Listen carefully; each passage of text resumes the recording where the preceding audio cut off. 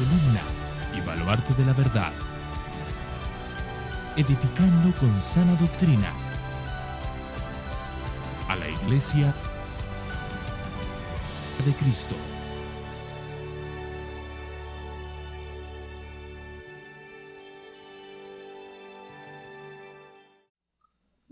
Con mucha alegría estaremos empezando una nueva serie. Como dije, estaremos exponiendo el libro de Jonás. Van a ser aproximadamente 5 o 6 mensajes, así que en cuestión de mes y medio, no llegará a 2 meses, terminaremos esta serie. Y luego estaremos también con una serie también en el Antiguo Testamento, en el libro de Nehemías. Esa ya será más extensa, esa tendrá enseñanzas de otro tipo, esa nos llevará más a pensar en restauración, reconstrucción, trabajo. Pero sé de verdad que con la serie que vamos a iniciar, el Señor va a hablar a nuestros corazones. Y ese es mi deseo. Mi deseo no es simplemente terminar de predicar un día la Biblia entera. Mi deseo es que la Biblia quede grabada en los corazones. Y les voy a pedir que abran sus Biblias en el libro de Jonás. Aquellos que no leen mucha Biblia les va a costar un poco, porque está por ahí en medio del Antiguo Testamento. Además son 3-4 páginas, son chiquititos. Esos son los libros que alguno luego se queda con la Biblia abierta en Salmos para fingir que lo ha encontrado, pero busquen Jonás. Yo les voy a dar un consejo, no es malo si lo hacen. Tienen índice las Biblias, normalmente tienen índice. Yo veo gente que pasa media hora pasando páginas, con lo fácil que era ir al índice y decir, Jonás, página 1140, y vas directo, es mucho más sencillo. Además lo van a tener todo en pantalla. Jonás, capítulo 1, y versículos 1 al 3, con un mensaje que he titulado El profeta que huyó de Dios. Dice así: Vino palabra del Señor a Jonás, hijo de Amitai, diciendo: Levántate, ve a Nínive, la gran ciudad, y proclama contra ella, porque su maldad ha subido hasta mí. Pero Jonás se levantó para huir a Tarsis, lejos de la presencia del Señor, y descendiendo a Jope, encontró un barco que iba a Tarsis, pagó el pasaje y entró en él para ir con ellos a Tarsis, lejos de la presencia del Señor. Vamos a orar. Padre, queremos que hables a nuestras vidas. A veces cuando miramos las historias como de Jonás, las vemos tan lejos de nosotros que creemos que no sirven para nosotros hoy. Pero sus enseñanzas, Señor, pueden ser actuales para nuestras vidas diarias. Por eso, Señor, te pido que permitas que podamos exponer fielmente tu palabra.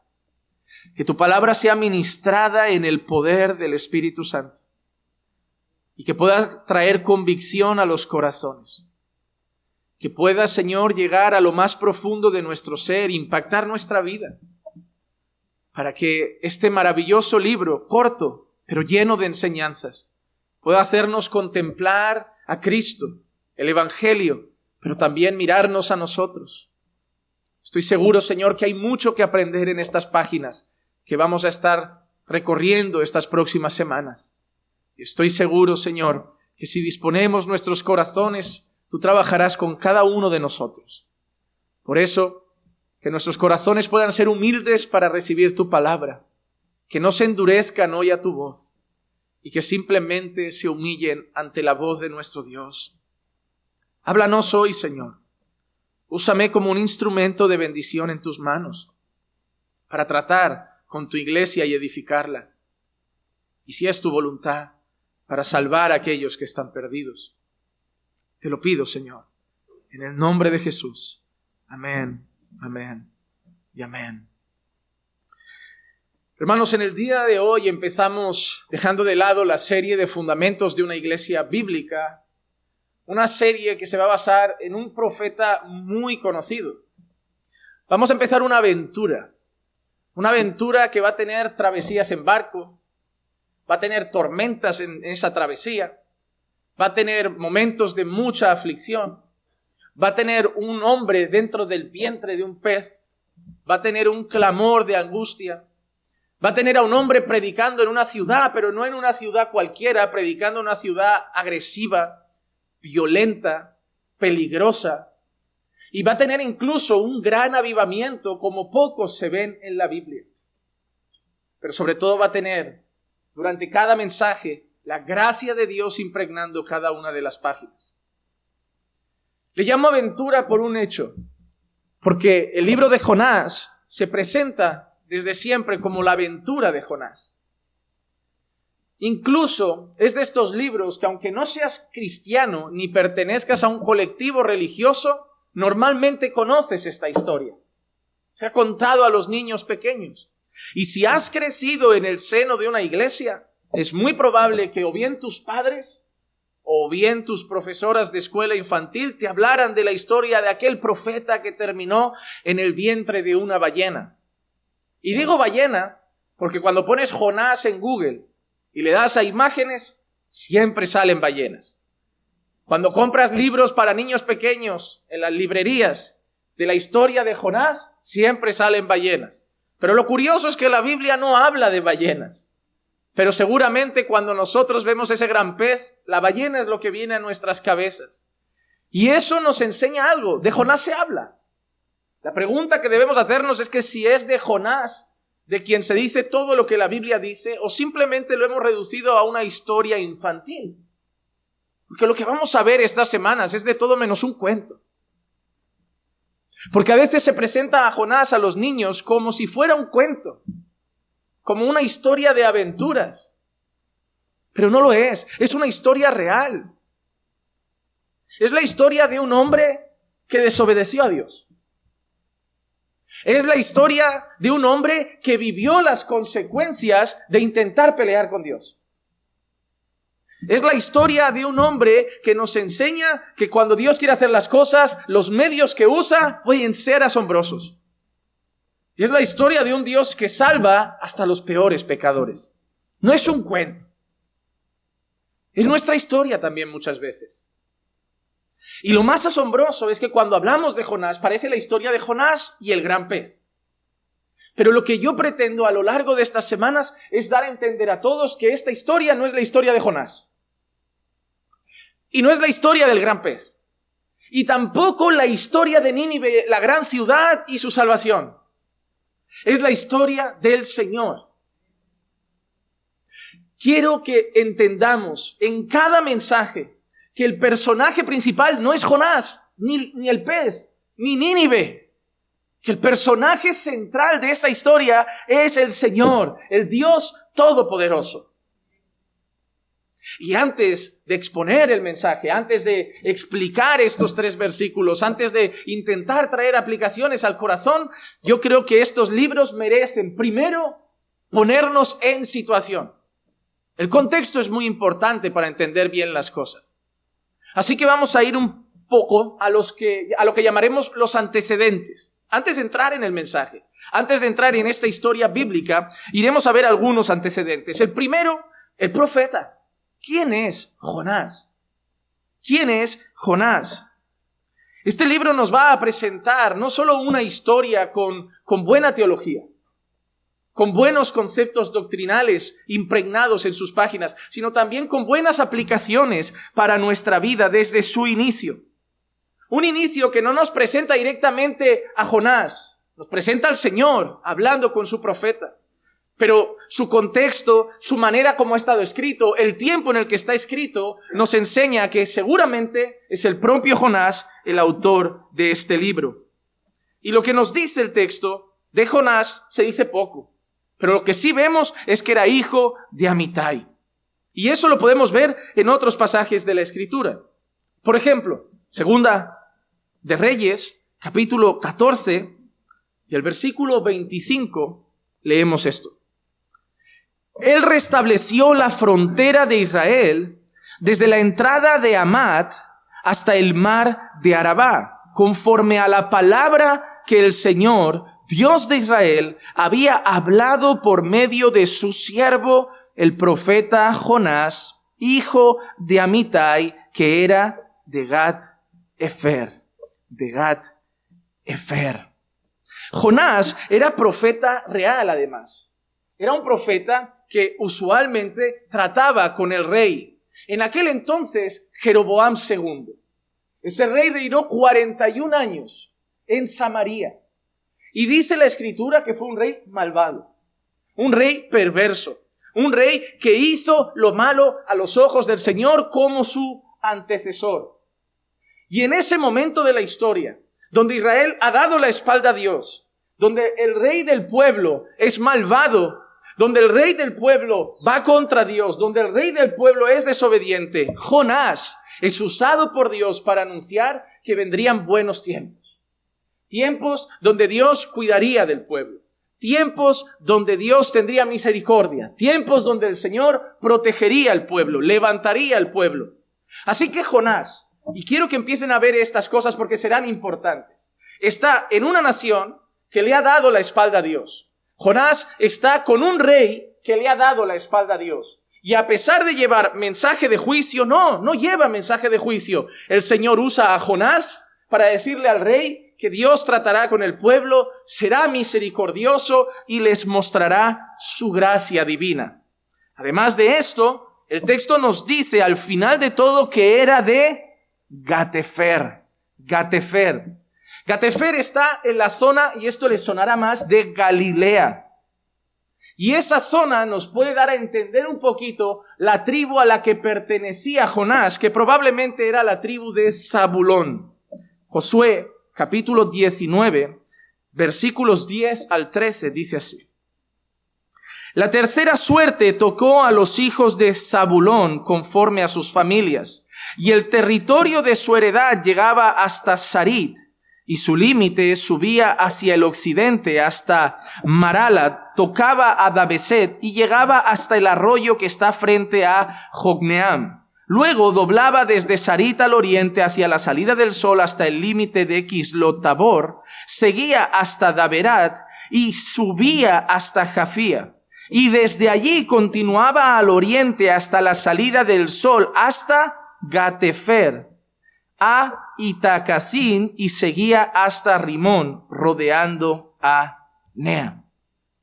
Así que encontramos un profeta que probablemente desciende de la tribu de Zabulón, que se encuentran por las zonas, él provenía de la zona de Galilea, y que era profeta en un tiempo difícil del pueblo de Dios, un tiempo de desobediencia, un tiempo de rebeldía, donde el rey que estaba reinando, Jeroboam II, era rebelde, enemigo del Señor, enemigo de sus mandamientos, hizo lo malo ante Dios.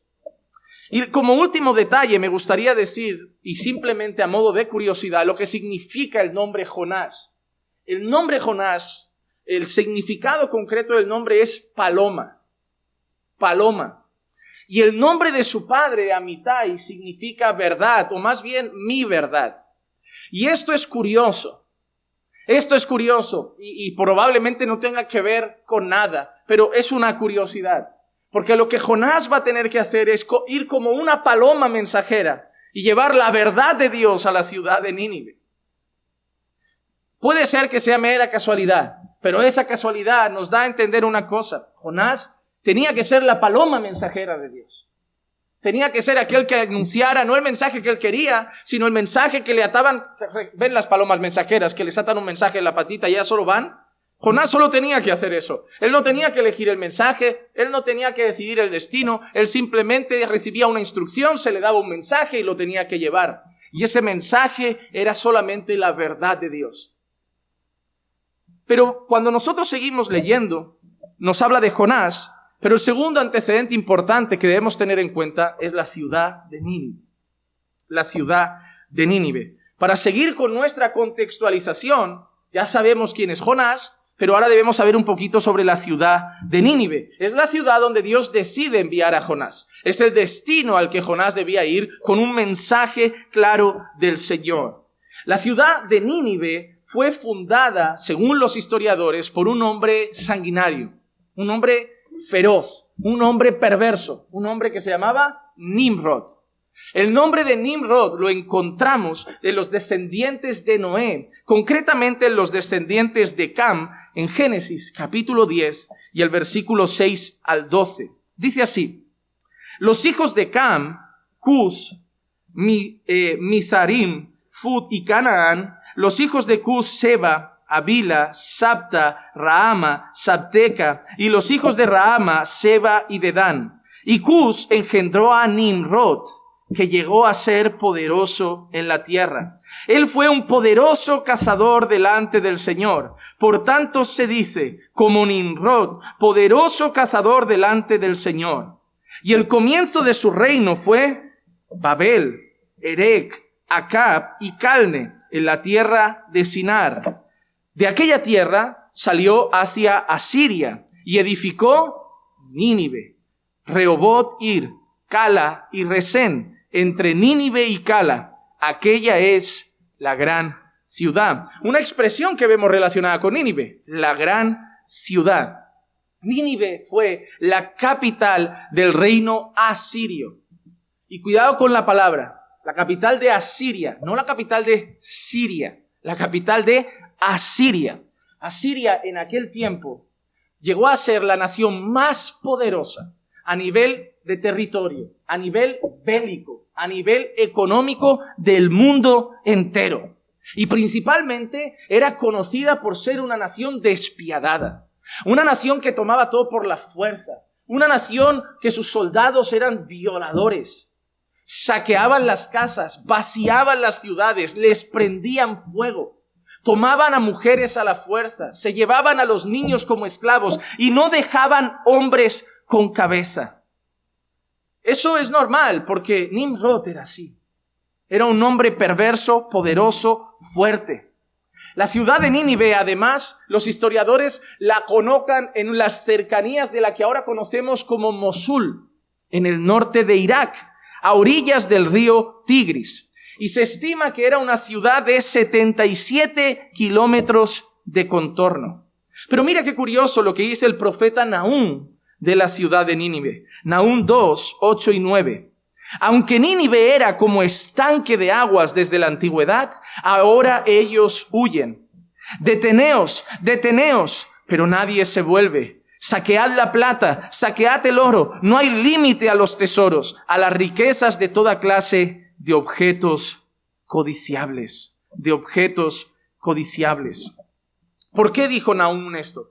A pesar de que Nínive era una ciudad grande, la gran ciudad se le llamaba, poderosa, fuerte, violenta, saqueadora, todo lo que Nínive había hecho, todo lo que los asirios habían hecho, es lo que el Señor dice que luego le pasaría a Nínive. El Señor también mandó juicio contra Nínive, una ciudad que el Señor dice que acabaría siendo saqueada, que acabarían siendo ellos los que corren, que acabarían siendo ellos los que huyen, que acabarían siendo ellos los que ya no tienen plata, ya no tienen oro, porque el grito del Señor de los que usaría contra Nínive era saqueadla. Porque así como Nínive fue una ciudad que saqueó, así el Señor determinó que ella fuera saqueada. Una curiosidad que encontré también en algunos libros de historia de la ciudad de Nínive es que para mostrar que era una ciudad tremendamente violenta, piensa en una ciudad llena de muros, una ciudad con torres de vigilancia, no con una ni dos, varias torres en todo su contorno, pero además tenía una peculiaridad para mostrar que era fuerte, poderosa, que con Nínive no se jugaba y que nadie pensara en atacar a Nínive. Los historiadores dicen que a una cierta distancia de la entrada de la ciudad solían coger las cabezas o de reyes o de príncipes o de personas poderosas y las dejaban clavadas en estacas para que si algún pueblo llegara con las intenciones de atacar a Nínive, se lo pensara dos veces al ver lo que Nínive hacía con sus adversarios. Una nación llena de odio, de sangre, de violencia, de violaciones, de saqueos, que Dios un día juzgaría. Así que tenemos a Jonás, el profeta de una nación que le ha dado la espalda a Dios. Nínive, otra nación que le ha dado la espalda a Dios con todo su poder. Pero ahora aparece otra ciudad, aparece Tarsis. Y Tarsis, no diré mucho, pero quiero decir alguna cosa porque hay una cosa que es bastante curiosa de la ciudad de Tarsis. Jonás, en vez de obedecer a Dios, decide descender a Jope, la actual ciudad de Jaffa, que está a 48 kilómetros al sur de Cesarea, y quiere dirigirse a Tarsis. Tarsis es mencionada alguna vez en las Escrituras, y las veces que las Escrituras mencionan la ciudad de Tarsis nos dan algunos detalles. Isaías 60, capítulo 60 y el versículo 9 dice así: ciertamente las costas me esperarán, y las naves de Tarsis vendrán primero, para traer a tus hijos de lejos, y su plata y su oro con ellos, por el nombre del Señor tu Dios, y por el Santo de Israel que Él ha glorificado. Él te ha glorificado. Ezequiel 27:12 también menciona Tarsis. Tarsis era tu cliente por la abundancia de toda riqueza. Con plata, hierro, estaño y plomo pagaban tus mercancías. Cuando nosotros vemos las Escrituras y encontramos a Tarsis, vemos mar, vemos barcos, vemos naves, las naves que iban de Tarsis, los barcos que salían de Tarsis. Por eso era muy común encontrar en puertos marítimos barcos que o bien venían de Tarsis o bien iban para Tarsis. Tarsis era una ciudad rica también, no era grande, no tenía el mismo tamaño para nada que Nínive, no tenía el mismo poder bélico, pero Tarsis era conocida por su poder comercial. Tarsis era una ciudad de comercio, sobre todo de oro, de plata, como hemos leído aquí, oro, plata, hierro, estaño, plomo. Hacían de Tarsis un lugar rico, un lugar donde mucha gente iba en busca de trabajo, iba a hacer trueques, iba a hacer comercio. Y es interesante porque Tarsis, con el paso de los años, los historiadores dicen que acaba llamándose Tartessus de España. Tartessus de España. Y concretamente Tarsis está ubicada en el Mediterráneo, en un triángulo del mar que comprende Huelva, Sevilla y Cádiz.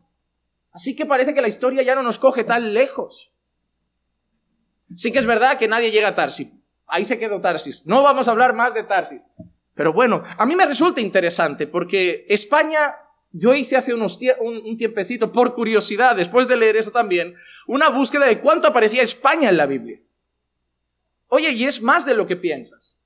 Porque vemos, por ejemplo, a Pablo queriendo ir a España, queriendo pasar por España.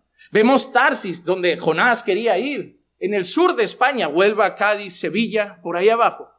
España está bastante presente en las Escrituras y eso me hace creer que debemos seguir predicando por una nación también que en las Escrituras tiene su parte de historia.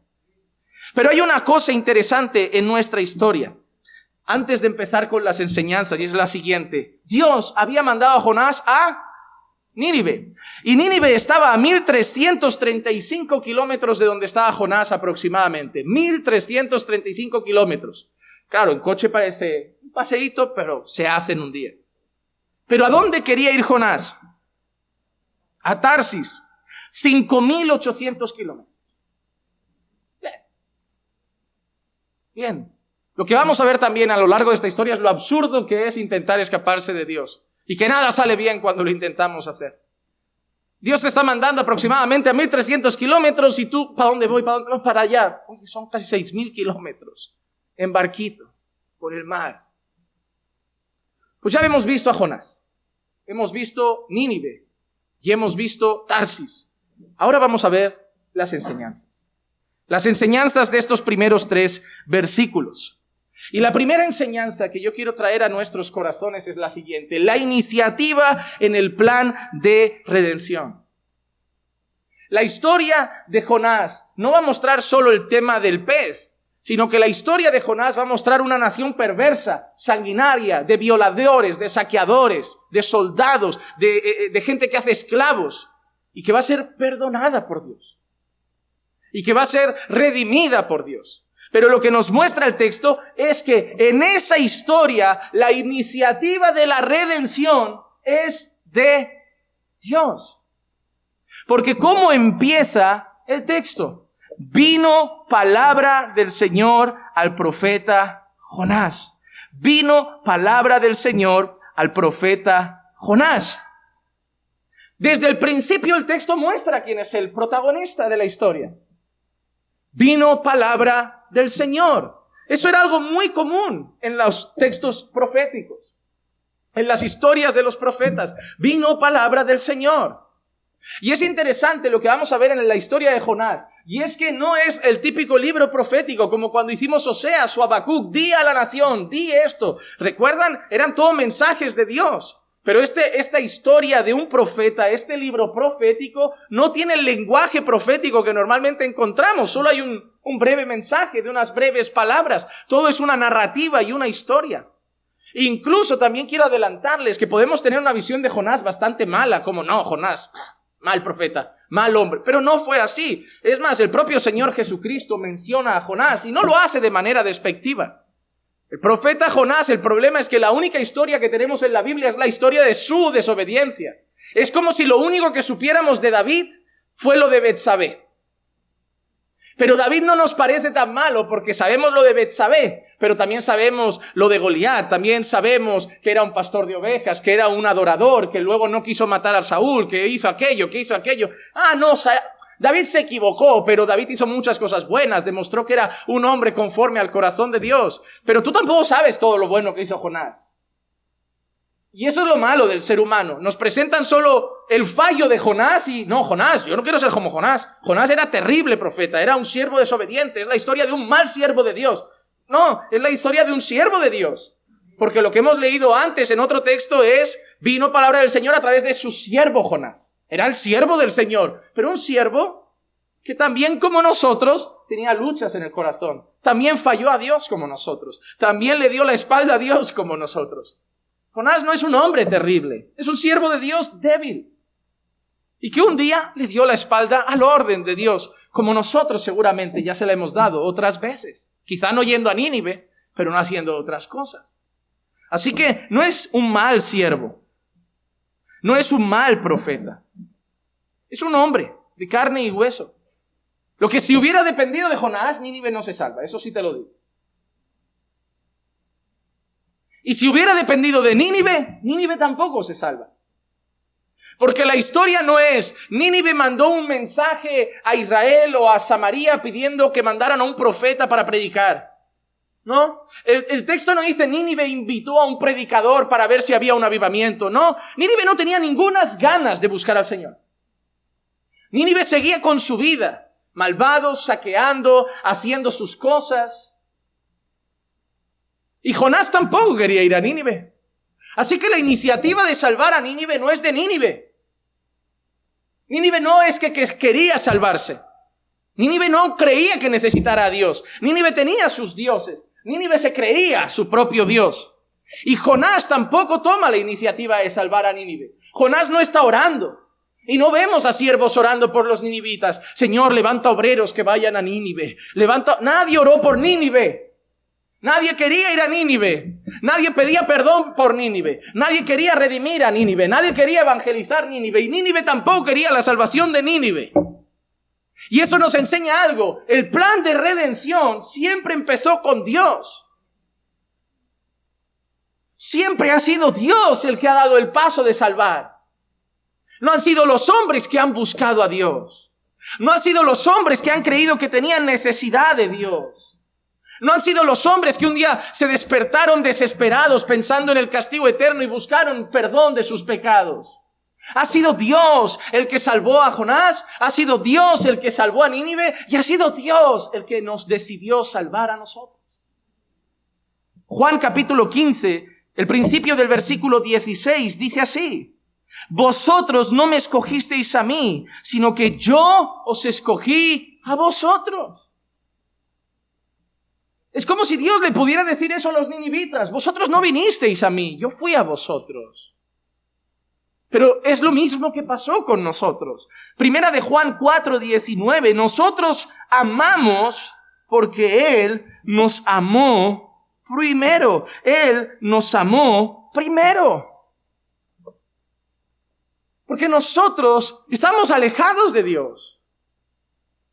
Quizá no éramos violadores, pero éramos mentirosos. Quizá no éramos saqueadores de ciudades, pero robábamos en el bolso de mamá. Quizá no matábamos a nadie, pero hablábamos mal de todo el mundo. Quizá también éramos orgullosos como Nínive, soberbios como Nínive, arrogantes como Nínive. También éramos pecadores. También éramos malvados.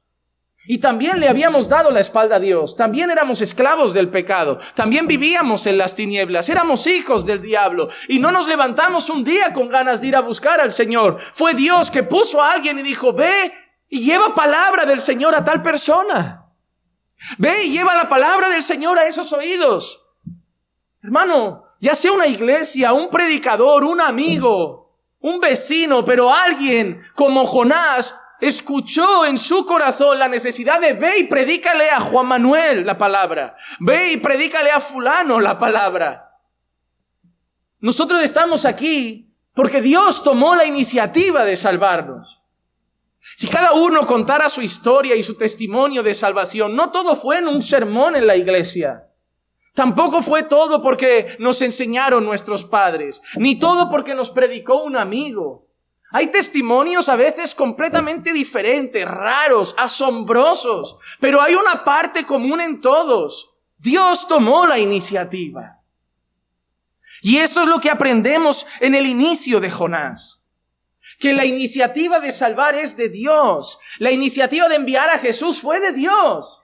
Nosotros no pedimos al Salvador, Dios decidió mandarlo. Y qué bueno es Dios por eso. Porque no tenía que salvar a Nínive. No tenía por qué salvarte a ti. No tenía por qué salvarme a mí. Pero Él quiso que llegara palabra del Señor a nosotros. Gloria a Dios por eso. Esta es la historia de un Dios bueno. Esta es la historia de un Dios que salva a viles pecadores. Esta es la historia de un Dios que toma la iniciativa para salvarnos. Esta es la historia de un Dios que da el primer paso hacia nosotros. Esta no es la historia de un Dios que dijo, voy a esperar que me busquen. No, voy a buscarles porque ellos no me van a querer a mí. Es un Dios lleno de misericordia, de bondad, de gracia. La segunda enseñanza que yo veo en este libro es que el hombre no decide quién se salva. El hombre no decide quién se salva. ¿Por qué? Porque nosotros hemos leído, vino palabra del Señor a Jonás y le dijo, ve a Nínive. Pero lo que nosotros vemos en nuestro texto es que Jonás coge la maleta, compra un billete a Nínive y va. No, ¿qué hace Jonás? No, yo me voy al puerto más cercano. ¿Para dónde va ese barco? Para Tarsis, para allá que vamos. Ya, pero Dios ha dicho Nínive. Y muchas veces se dice, ya, pero es que Jonás sabía lo que le podía pasar en Nínive. Y es verdad, podían matarle. Probablemente Jonás sabía que si llegara ahí, su cabeza estaría en una estaca. Mira lo que hacemos con los profetas de Israel. Jonás sabía que probablemente lo iban a torturar. Jonás sabía que probablemente lo podían matar. Jonás sabía que probablemente le podía costar la vida. Pero cuando nosotros leemos el texto de Jonás, y lo veremos más adelante, la motivación de huir de Jonás no fue tanto por el miedo. Fue porque Jonás no quería que se salvaran los ninivitas. Veremos más adelante que Jonás se enfada con Dios cuando los ninivitas se arrepienten. Y dice, no ves, por eso no quería ir. Porque eres bueno. Porque salvas a gente. ¿Y sabes qué acaba diciendo Jonás? Y ellos no lo merecen. Ahora piensa en el Jonás que te he presentado antes. ¿Cómo era el rey de la nación de Jonás? Jeroboam II. Había hecho lo malo a los ojos de Dios, malvado, le había dado la espalda al Señor. ¿Cómo era la nación en la que Jonás profetizaba?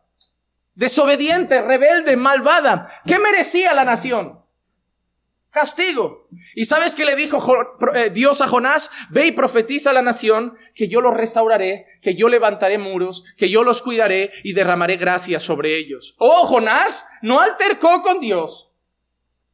Claro, porque nuestra nación merece perdón.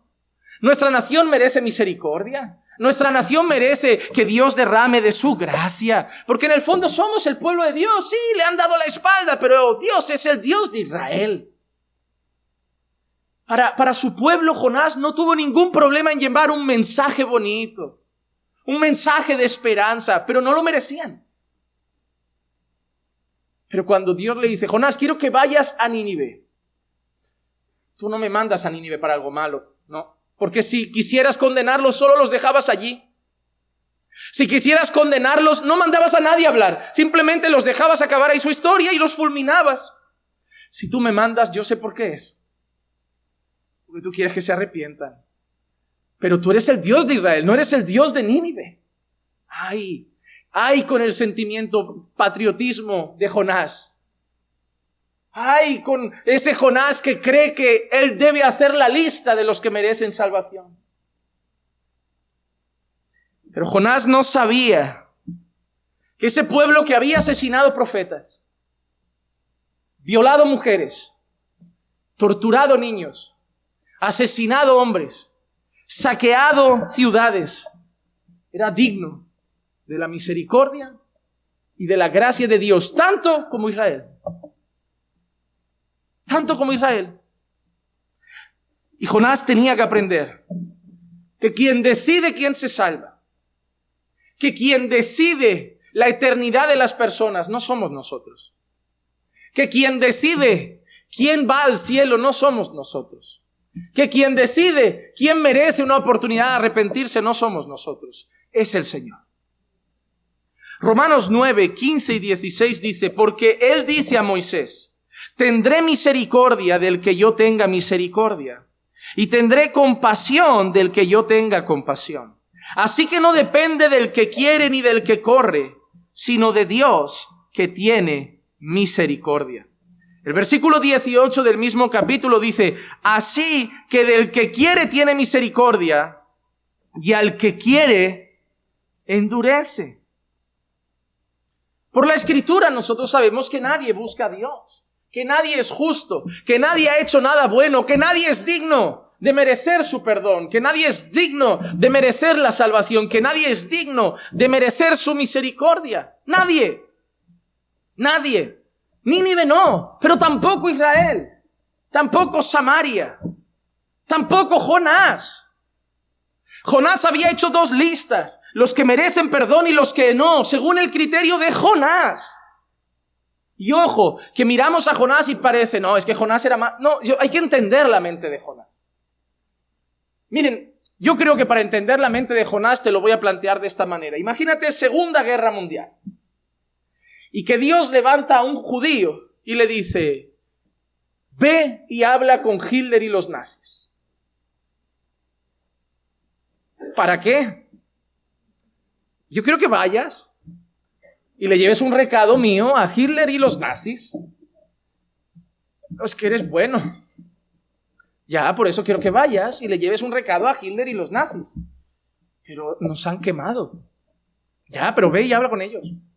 Ya, pero nos torturan, violan mujeres, fusilan a aquel que los mira por la calle. Ya, pero yo quiero que vayas y hables mi palabra. No voy.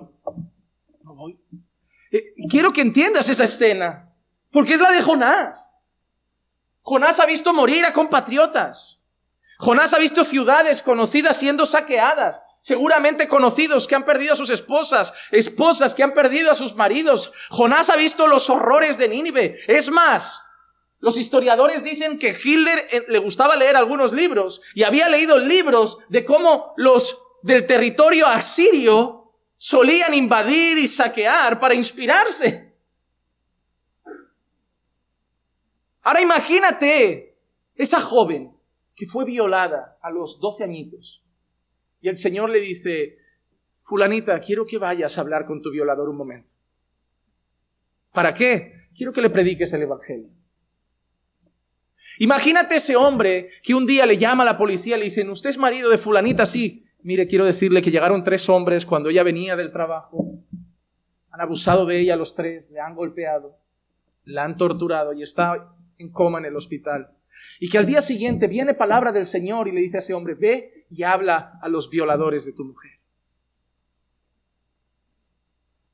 Imagínate que alguien atropelló a tus hijos, a tu hija pequeñita a la salida del colegio. Un conductor borracho pasó y se la llevó por delante y la mató. Y al día siguiente viene palabra del Señor y te dice, quiero que vayas a ese hombre y le prediques.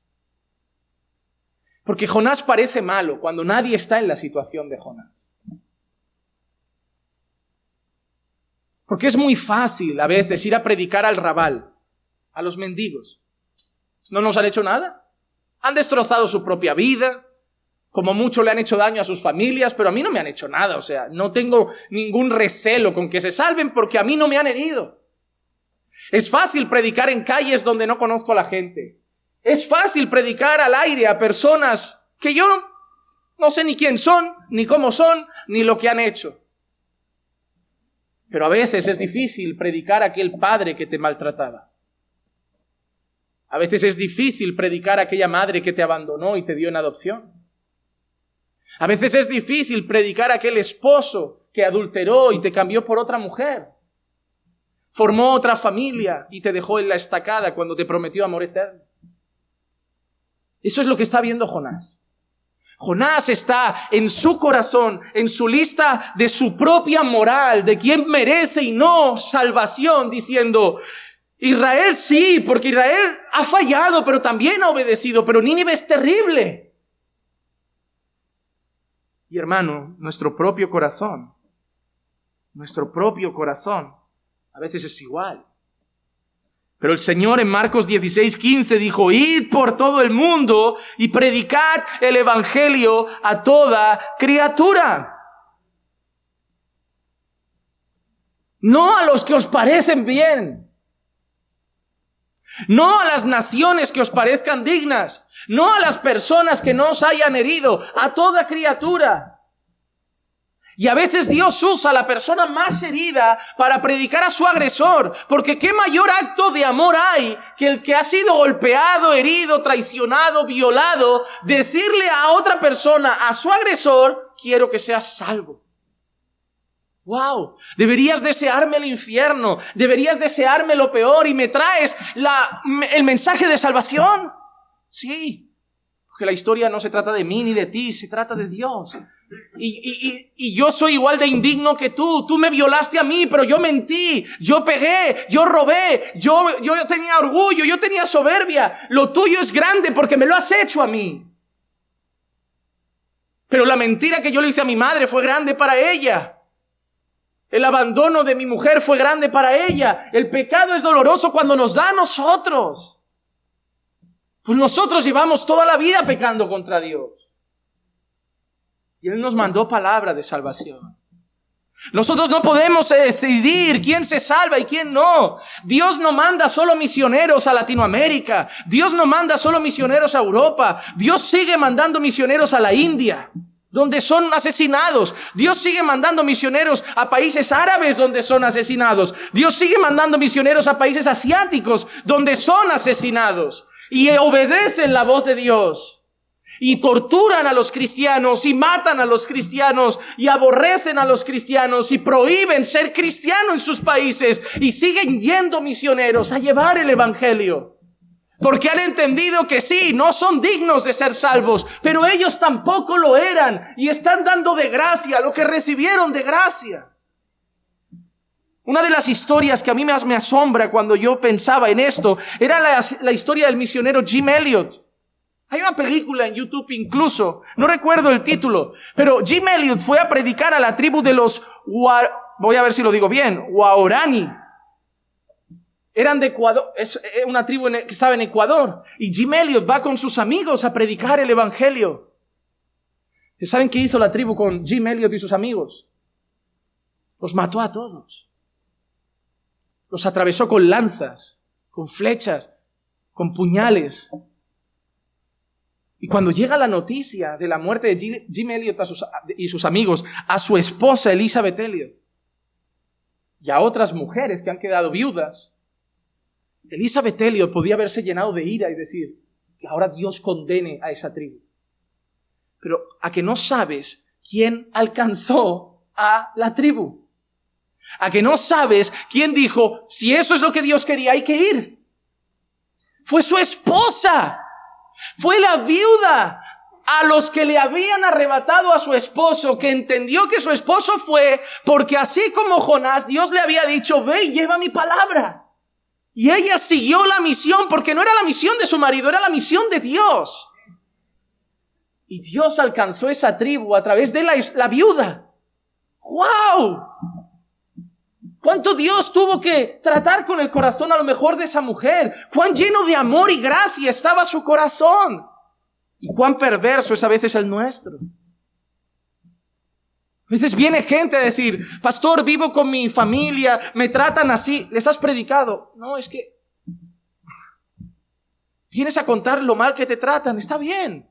Vienes a contar cómo te dan la espalda, está bien. Les has predicado el evangelio. Duele predicar a los que te escupen, duele predicar a los que te rechazan, duele predicar a los que se burlan, duele predicar a los que te odian. En la lista de moral de Juan Manuel, mi madre, mi padre y mi hermana merecen salvación. Pero Pablo Iglesias no. Pedro Sánchez tampoco. Joe Biden, que arde en el infierno. Cada uno tiene su lista.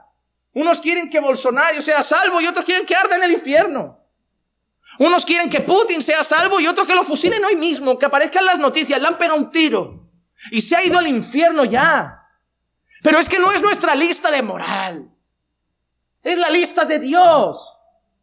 Y en la lista de Dios nadie lo merece. En la lista de Dios tú mereces tanto el infierno como Putin. En la lista de Dios yo merezco tanto el infierno como Biden. En la lista de Dios yo merezco tanto el infierno como el violador, como el asesino. Y no se trata de quien yo decido que debe ser salvo. Se trata de dónde Dios quiere llevar su palabra y extender su misericordia. Así que en primer lugar, vemos que la iniciativa es de Dios. En segundo lugar, vemos que quien decide quién se salva es Dios también. En tercer lugar, nuestro texto nos enseña que Dios odia el pecado. Dios aborrece el pecado. Que Dios salvara a Nínive no quita que Dios estuviera contento con Nínive. Esa es la mala idea de algunos, que Dios salva a la gente porque Dios ve algo bueno en ellos. No soporto esos predicadores que dicen, Dios vio potencial en ti. Lo que no vio el mundo te desprecia. El mundo te rechaza, el mundo te dice no vales, pero eres un diamante en bruto en las manos de Dios. ¿Qué mensajes son esos? Dios no vio potencial en Nínive. Dios no vio nada bueno en Nínive. Dios fue misericordioso. Porque lo que el texto nos enseña es que Dios odia el pecado. Porque el texto dice, su maldad ha subido hasta mí. Jonás ve a Nínive porque su maldad ha subido hasta mí. Wow, qué expresión. ¿Dónde estaban haciendo los ninivitas su maldad? ¿En la tierra o en el cielo? Pero ¿hacia dónde subió su maldad? Hacia el cielo. Es interesante esto. Nuestras oraciones y nuestra adoración a Dios. La Biblia dice que sube como fragante aroma delante del Señor. Sin embargo, el pecado también sube ante Dios como un olor aborrecible. Hermano, Dios es santo. Y aunque nuestra generación crea que la palabra pecado es una palabra antigua, crea que la palabra pecado es una palabra de la Edad Media, crea que la palabra pecado es una palabra religiosa, y aunque la iglesia moderna, para no ofender, quiera llamarlo error, caída, fallo, son pecados. Señor, perdona cuando hemos caído, cuando hemos fallado, perdona nuestros errores. Nos cuesta decir pecado. Nos cuesta decir pecado porque sabemos que Dios lo odia. Señor, perdona mis fallos. Llámalo pecado. Y sí, lo odio. Ya, pero tú me amas. Yo te amo, te he salvado, pero sigo odiando cuando mientes. Sigo odiando cuando miras a una mujer que no es tuya. Sigo odiando cuando eres orgulloso. Sigo odiando cuando la soberbia te invade. Sigo odiando cuando me dejas en segundo lugar. Te he salvado, te he redimido, pero sigo siendo santo. Dios odia el pecado y esto lo enseña este texto. Dios toma la iniciativa, pero deja claro una cosa, su maldad ha subido hacia mí. Hermano, ¿qué sube hacia Dios desde tu casa? ¿Te has hecho esta pregunta? si todas nuestras casas y familias desprendieran aroma hacia el Señor, ¿qué subiría de tu casa hacia su trono? Yo me lo pregunto. Porque yo quiero que suba fragante aroma. Y no podemos olvidar que Dios es santo y aborrece el pecado. Vemos 3 referencias rápidas. Salmos capítulo 5, verso 4 y 5. Porque tú no eres un Dios que se complace en la maldad. El mal no mora contigo. Los que se ensalzan no estarán delante de tus ojos. Aborreces. Y no dice aborreces la iniquidad, como esa gente que dice, Dios aborrece la iniquidad, pero ama al inicuo. Ese texto no está diciendo Dios aborrece la iniquidad. Ese texto es claro. Dios aborrece al que hace la iniquidad. Imagínate que han violado a tu hija. Tú no vas al violador y le dices, yo a ti te amo, pero la violación me parece bastante mal. No, hombre. Tú vas a llenarte de ira contra la persona, no contra solo el acto, contra la persona. Porque el acto se le puede haber pasado por la cabeza, pero la persona lo ha decidido cometer. Esa es la diferencia. A todos se nos puede pasar algo malo un día por la cabeza. A todos se nos puede ir un pensamiento por ahí que venga del enemigo, de la carne y decir, haz esto, haz esto. Pero quien lo va a decidir hacer, ¿quién es? Yo. La iniquidad puede venir a mente, oye, mira este vídeo, haz esto. Y yo decir, no, porque Dios no solo va a aborrecer la iniquidad, va a aborrecerme a mí en ese momento que la cometo. Pero Dios también, Dios ama. Esa es la diferencia. Que vosotros creéis que amar y aborrecer, Dios no lo puede hacer a la vez. Ese es el problema del hombre. Pero Dios ama o Dios aborrece. Dios ama y cuando pecas, aborrece. Las dos cosas no se puede. ¿Cómo que no? ¿Cómo que no? ¿O no te pasa que a lo mejor un hijo ha hecho un estropicio tremendo? Lo que ha hecho está mal, pero a quien estás aborreciendo en ese momento es a tu hijo, al hijo que amas, pero en ese momento te desquicia. Lo amas y estás aborrecido con él al mismo tiempo. No lo dejas de amar, pero ahora mismo lo miras y dices, no te quiero ver. ¿Por qué? ¿Lo has dejado de amar?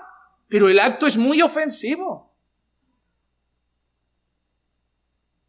Si yo me voy a una clínica médica y sale una joven y me dice, digo, ¿qué acaba de hacer usted en la clínica? Arrancarme un bebé. Yo me tengo que morder la lengua. Porque no es el acto, es la persona que en ese momento digo, ¿qué asesina?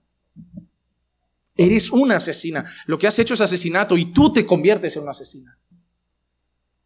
Es así con Dios. La iniquidad, Él la aborrece, pero también aborrece a la persona que comete la iniquidad. Dios te ama, pero cuando pecas, Dios se siente aborrecido contigo. No te deja de amar, pero se siente aborrecido porque ofendes su santidad. Y el Salmo lo dice, aborreces a todos los que hacen iniquidad. Y no te va a dejar de amar como un padre a un hijo, pero lo vas a tener aborrecido en ese momento. Isaías 13:11, castigaré al mundo por su maldad y a los impíos por su iniquidad. También pondré fin a la arrogancia de los soberbios y abatiré la altivez de los despiadados. Pero Isaías 59:2, pero vuestras iniquidades han hecho separación entre vosotros y vuestro Dios, y vuestros pecados le han hecho esconder su rostro de vosotros para no escucharos. ¿Cómo que deja de escuchar Dios? Dios, si quiere por un tiempo ignora tu oración. ¿Por qué no? Él es Dios. Hay un texto que dice, maridos, yo trataría bien a vuestras mujeres para que vuestras oraciones no sean estorbadas. ¿Qué quiere decir ese texto? Te digo lo que quiere decir. Dios te ama, pero si tú vas, después de haberle pegado 4 gritos a tu mujer, a pedirle trabajo, va a decir, no me vengas de bonachón cuando acabas de ser un ogro. Es así, es lo que dice. Trata a tu mujer como vaso más frágil. Respeta a tu mujer para que tus oraciones no sean estorbadas. ¿Con qué cara vas al Señor a pedir que derrame de su bendición cuando tú estás siendo así con tu mujer? Dios dice, Dios es Dios. Y dice, oye, yo ahora mismo no te quiero ni escuchar. Pero si me arrepiento. Sí, un corazón contrito y humillado, Dios no lo desprecia. Pero hay gente que cuando peca no va arrepentido, va a seguir pidiendo cosas. Hermano, Dios es santo. Y Dios aborrece el pecado y aborrece a los que hacen iniquidad. La palabra que sigue siempre al pecado es aborrecer, castigar, separar, odiar. Hermano, Dios es santo. Su pureza es santa. Su pureza es tanta. Su santidad es tanta. Su perfección es tanta que no puede tolerar ni pasar por alto la más mínima suciedad delante de sus ojos. Y Dios no ha cambiado, hermanos. Dios sigue siendo santo. Por eso el mundo, si no se arrepiente, recibirá la ira eterna de Dios. El mundo, si no se arrepiente, no va a recibir la ira eterna de Dios porque son un poco malos. Es porque Él es tremendamente santo y odia el pecado. Y va a condenar a los que practican la iniquidad. Con nosotros tuvo misericordia en Cristo, pero debemos predicar el Evangelio. A veces ves a tu familia que tanto amas haciendo cosas pecaminosas y los miras con ternura, como te parece menos pecaminoso porque es tu familia, pero quiero que mires a tu madre, a tus hijos con los ojos de Dios. No son los tuyos, porque los tuyos están marcados por tu propio pecado. Y están marcados por tu amor hacia ellos. Ahora quiero que mires a tus seres queridos con los ojos de Dios. Y veas su pecado con los ojos de Dios. ¿Es urgente o no que prediquemos el Evangelio?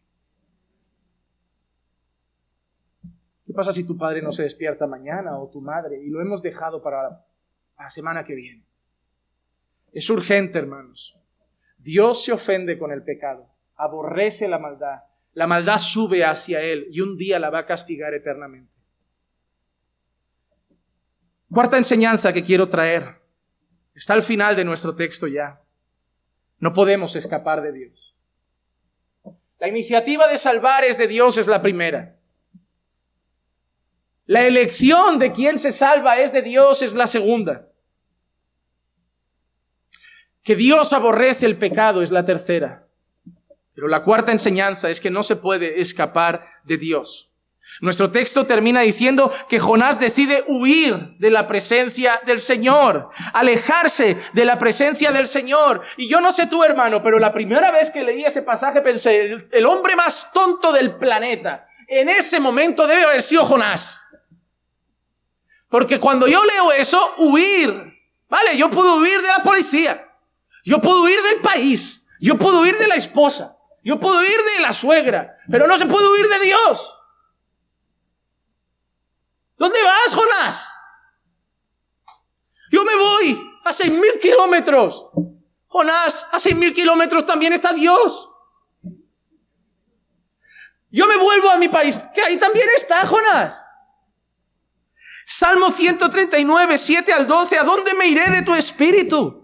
¿A dónde huiré de tu presencia? Si subo a los cielos, allí estás tú. Si en el Seol preparo mi lecho, allí estás tú. Si tomo las alas del alba y si habito en lo más remoto del mar, allí tu mano me guiará. Y me asirá tu diestra. Si digo, ciertamente las tinieblas me envolverán y la luz en torno mío será noche, ni aun las tinieblas son oscuras para ti, y la noche brilla como el día. Las tinieblas y la luz son iguales para ti. Tú no entiendes de oscuro y de tinieblas, tú ves todo.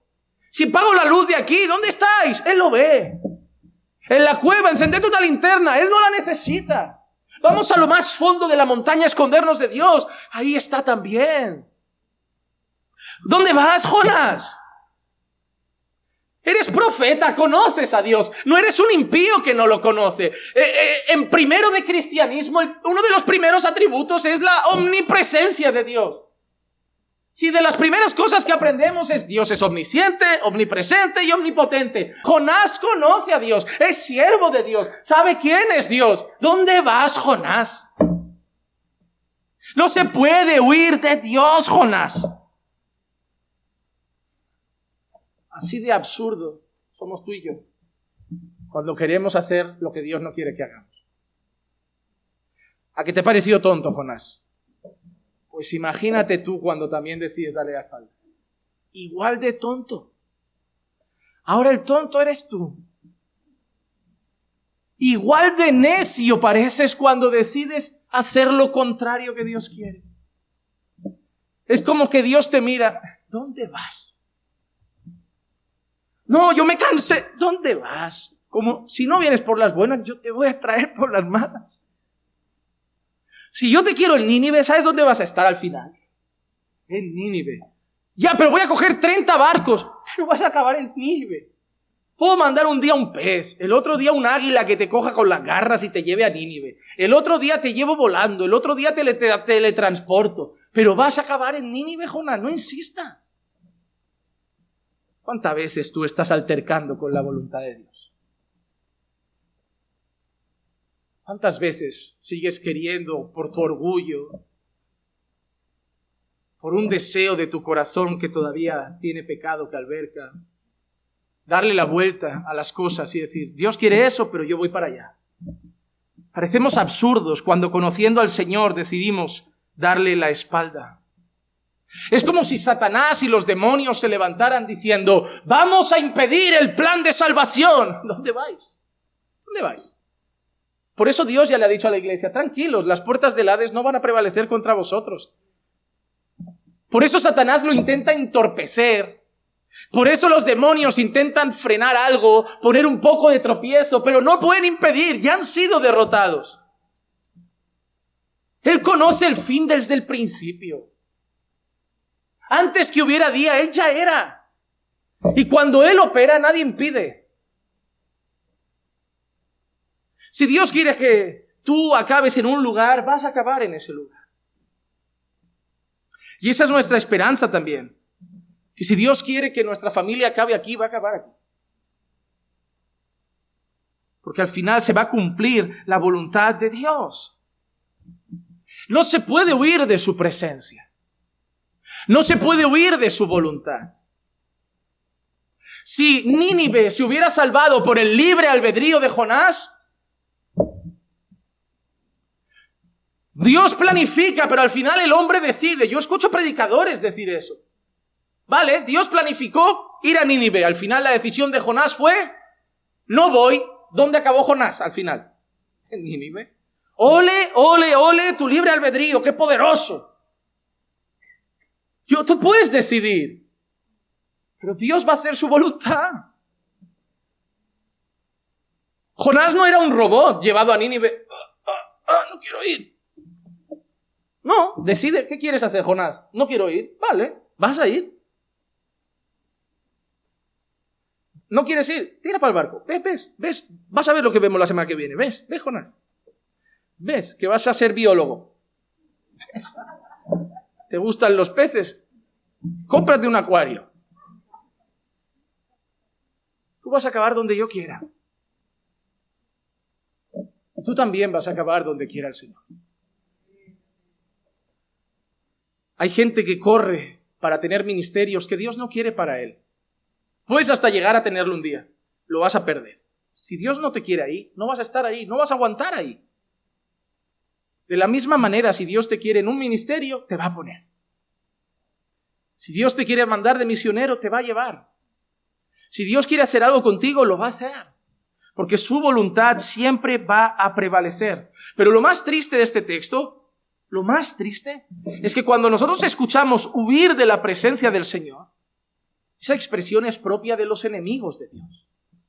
Números 10:35, y sucedía que cuando el arca se ponía en marcha, Moisés decía, levántate, oh Señor, y sean dispersados tus enemigos, huyan de tu presencia los que te aborrecen. Hermano, por la sangre de Cristo hemos sido reconciliados con Dios. Por la sangre de Cristo tenemos acceso a Dios, y qué triste que teniendo eso a veces queremos huir de Dios. Dios te ha dado el regalo en Cristo de poder ir a Él, y tú a veces, como Jonás, decides huir de Él. Eso es propio de los que odian a Dios, de los que no quieren a Dios, de los que aborrecen a Dios, de los enemigos de Dios. Pero un profeta huyendo de Dios. ¿Y cuándo Dios quiere que tú hables con Él y prefieres la tele? ¿Y cuándo quiere Dios hablarte a través de su palabra y prefieres la tele? ¿Cuánto llevas huyendo a veces de la voluntad de Dios? Parece necio, absurdo hacerlo, pero ¿cuánto sigues altercando con Dios? Dios te ha regalado acceso a Él.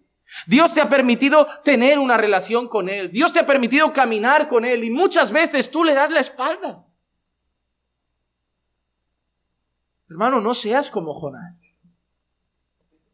No intentes forzar las cosas. Te han regalado estar en su presencia, aprovéchalo y disfrútalo, pero no huyas de Dios. No pierdas tiempo intentando hacer tus cosas, creyendo que si lo intentas con mucha fuerza vas a ganar a Dios. Dios va a cumplir sus decretos. Dios va a hacer su voluntad. Así que hemos visto que la iniciativa de salvar a Nínive es de Dios, así como la nuestra. Hemos visto que Jonás creía que Nínive no merece salvación, pero nosotros tampoco, pero quien elige quién se salva es Dios. Hemos visto también, por ejemplo, que el pecado es algo que Dios aborrece, y eso es algo que también sigue aborreciendo, porque Dios sigue siendo santísimo. Hemos visto también con el final de nuestro texto que es absurdo huir de la presencia del Señor. Pero número 5. ¿Y cómo, pastor? Pero si el texto acabó. A nosotros nos envió a su Hijo. Cuando yo miro la historia de Jonás, yo veo a Dios enviando a su profeta. Pero Juan 3:16 dice, porque de tal manera amó Dios al mundo, que envió a su Hijo unigénito, para que todo aquel que cree en Él no se pierda, mas tenga vida eterna. Hermano, nosotros no hemos recibido a un misionero. A nosotros no nos ha enviado un profeta cualquiera. A nosotros no nos ha enviado al predicador de YouTube de moda, ni al pastor más famoso de la nación. A nosotros nos envió a su Hijo unigénito. A su Hijo unigénito. Y lo más maravilloso es que Él podía haber dicho, pero voy a recibir latigazos. Voy a recibir una corona de espinos. Voy a recibir clavos, me van a dar la espalda, los discípulos me van a abandonar, los judíos me van a traicionar, los fariseos me van a procurar matar, los romanos al final van a cumplir su propósito. Todo el castigo de Dios además caerá sobre mí y por personas que son como los ninivitas. Aquí hay exmujeriegos, exmujeres infieles también. Aquí hay jovencitas que se dieron al sexo desde temprana edad. Aquí hay gente que tocó lo que no debía tocar, vio lo que no debía ver. Gente que robó, que se drogó, que vendió droga. Gente que participó de cosas aberrantes. Gente llena de orgullo, de soberbia y de arrogancia. Mentirosos y ladrones. Él podía haber sido como Jonás y decir, ¿sabes qué? Yo me quedo en el trono. Pero él no es Jonás. Él no es Jonás. Nuestro Señor es mucho mayor que Jonás. Más bueno que Jonás. Más misericordioso que Jonás. Más lleno de gracia que Jonás. Más obediente que Jonás. Por eso, en Lucas 22:42 leemos, Padre, si es tu voluntad, aparte de mí esta copa, pero no se haga mi voluntad, sino la tuya. Él no reclamó con Dios. Él no le dijo al Padre, no lo merecen. Él dijo, Padre, lo que se viene es difícil. Me van a dejar, abandonar, traicionar, golpear, herir, lastimar. Pero Padre, si es tu voluntad, que así sea. Si la historia de la salvación depende de Jonás, estamos perdidos. Si la historia de la salvación depende de cualquier predicador, estamos perdidos. Pero la historia de la salvación pertenece a Dios el Padre y a su Hijo, a quien envió.